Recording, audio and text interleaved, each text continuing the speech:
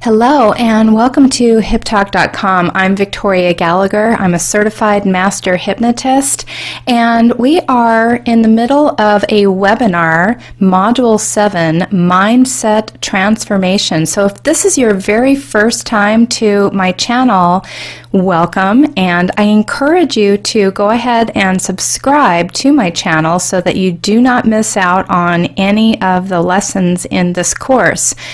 This mindset transformation has been taking place over the last several days, and it's a 10-session course. We're on Module 7 today, how to know what you want and go after it.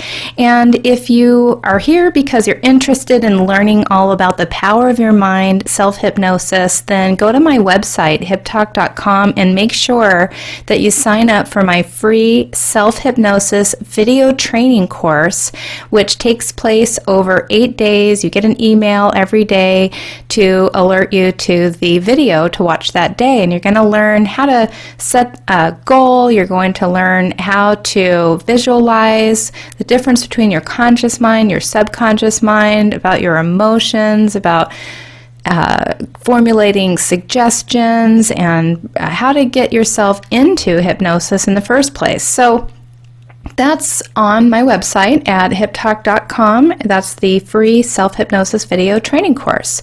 So today we're going to go ahead and get right into the material here from the Mindset Transformation webinar. Today's module is Module 7, How to Know What You Want and Go After It.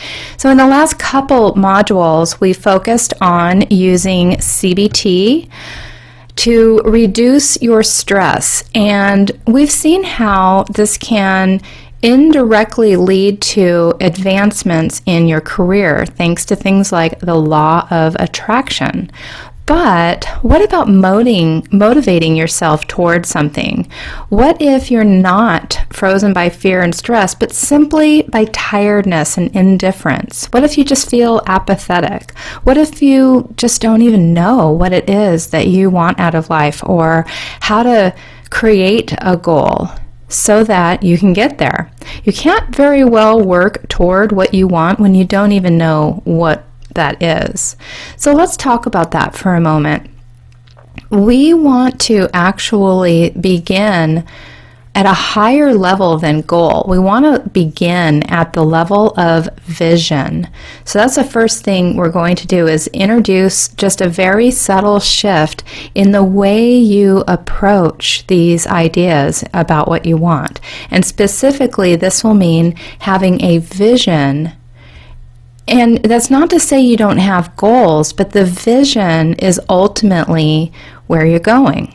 So what is the difference between a vision and a goal? A vision is a bit more abstract, but at the same time, it can end up being more tangible. So a goal could be to lose 1 pound every week for 10 weeks. A vision is to be that same you, but a fitter, healthier, more attractive person, running outdoors with a healthy looking tan, waking up every morning with tons of energy to get up and attack your day. So a vision is a little bit more of the abstract idea, and a goal is a little bit more of the concrete steps toward your vision. So which one of those things is more motivating? For most people, the answer is going to be your vision. The other great thing about a vision is that most of us already have a vision, even if we don't even realize it. If I ask you what your goal is in life, then you may not be able to answer that. But if I ask you just to imagine your perfect or your ideal life, then you might find that somewhat easier to do. Perhaps you're sitting on a beautiful beach somewhere. Perhaps you're living in a mansion. Maybe you're rich in a huge skyscraper somewhere. If you're still struggling to come up with a vision that you can work toward, then some other questions to ask are things like, who are your role models and what do they have in common? When was the last time you were truly happy? What did you want to be when you grew up, when you were a kid? And it doesn't have to be super concrete. Wanting to be wealthy, wanting to have more time with your family, wishing that you weren't always having to be at work, all of those are fine. And if you do have something really concrete, wishing you were a famous rock star, well, that's fine too. So from here, the next thing to do is to take that vision and break that down into steps, otherwise goals. This is an important point, and it's once again something that a lot of people get wrong. If you're working toward a goal rather than a vision, then you might, as per our previous example, be working toward losing a certain amount of weight in a certain amount of time. And that's a fine goal, but it's a little bit outside of, it's not quite as motivating as seeing yourself having the ideal, perfect, fit, healthy body and living the lifestyle that is associated with that. And so, because there's just no emotion really tied to it, it's just a number and a figure.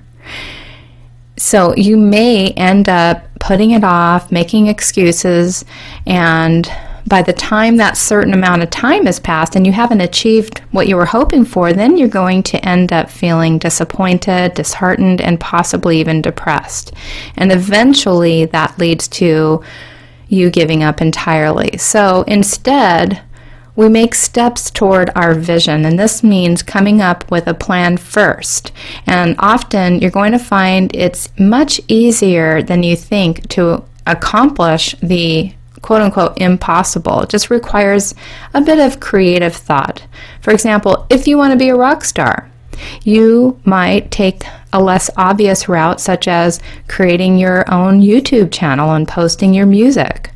If you build up a big enough fan base, then you have enough skill, obviously, then eventually this is likely going to lead to something even bigger. People buying your stuff on iTunes, or maybe even a recording contract.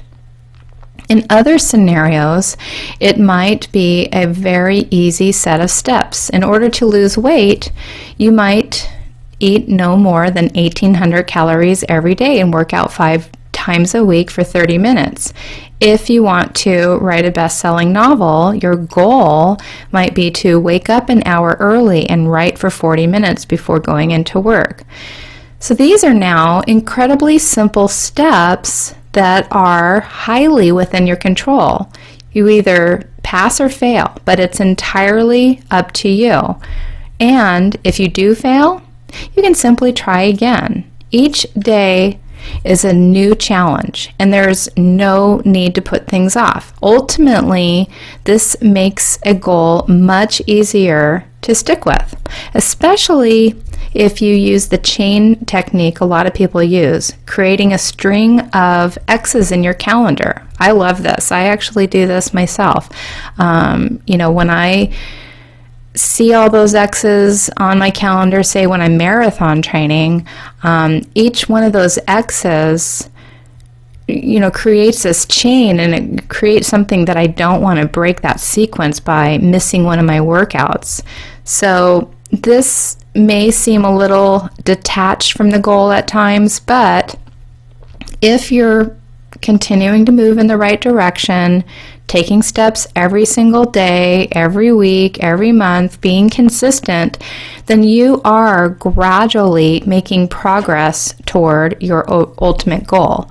Now, all that's left is to motivate yourself and get into a mindset where you're willing to put in the time and work to where you want to be.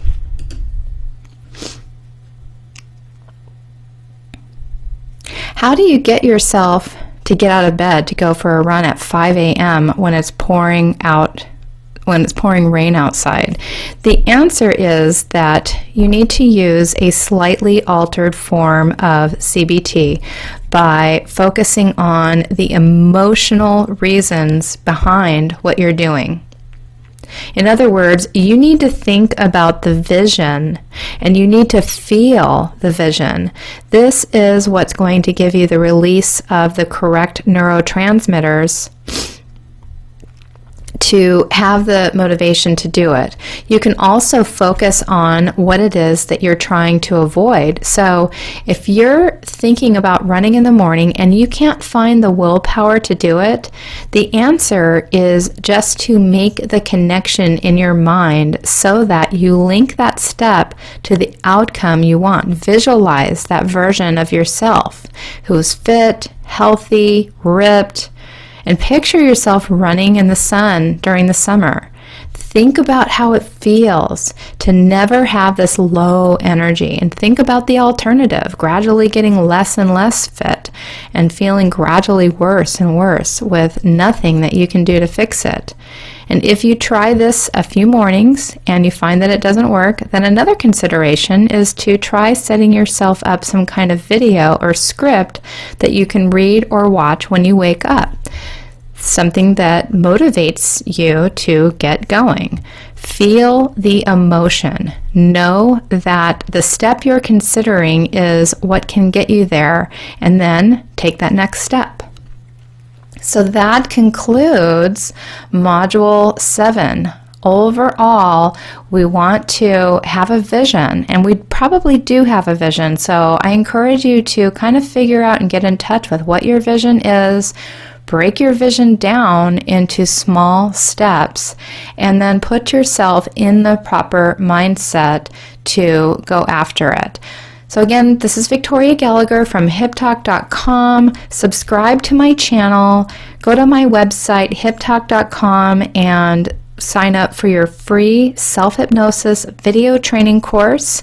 And be sure to tune in tomorrow. Tomorrow's module is Module 8, 5 powerful exercises for increasing your confidence.